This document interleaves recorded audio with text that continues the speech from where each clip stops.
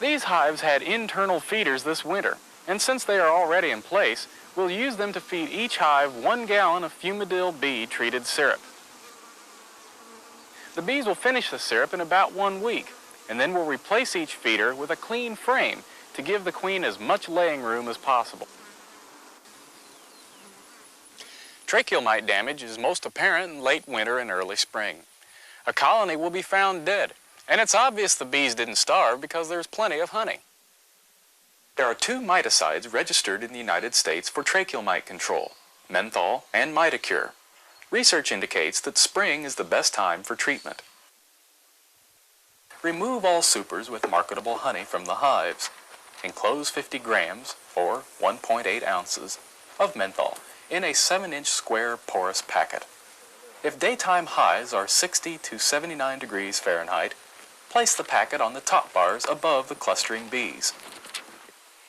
If highs are 80 degrees or higher, place the packet on the bottom board. Leave menthol in the hive continuously for 10 to 12 weeks, but do not use it during a honey flow. Mitacure plastic strips are another treatment for tracheal mites.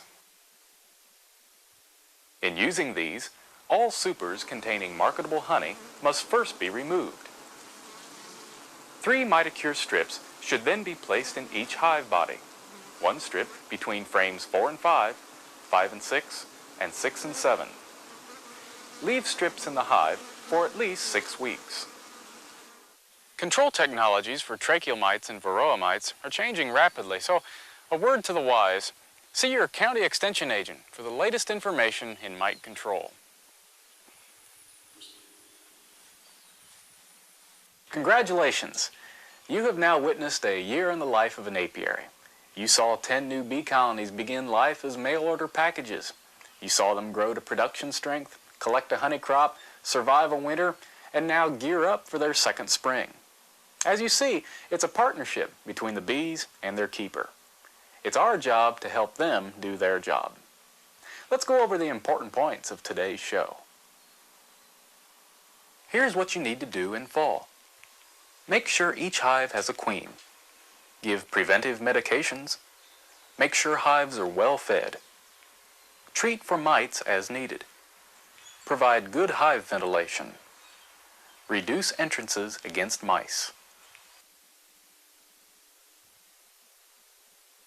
During winter, keep an eye on food stores and make sure hives are well ventilated. If hives die, shake out dead bees and bring the equipment inside. In spring, we aim for maximum populations in time for the major nectar flows.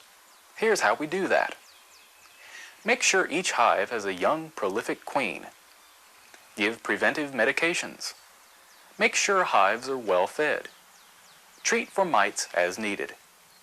Prevent swarms, and equalize colonies. By now you may feel a bit overwhelmed at all the intricacies of keeping honeybees. But you don't need to know everything before you begin. In fact, you can't know everything before you begin. All of us learn as we go, and the best beekeepers are those that keep on learning new things. But to refresh your memory of everything you've seen, our next and final show is a review session that goes over all the important points one more time. I hope you will join us again in A Year in the Life of an Apiary.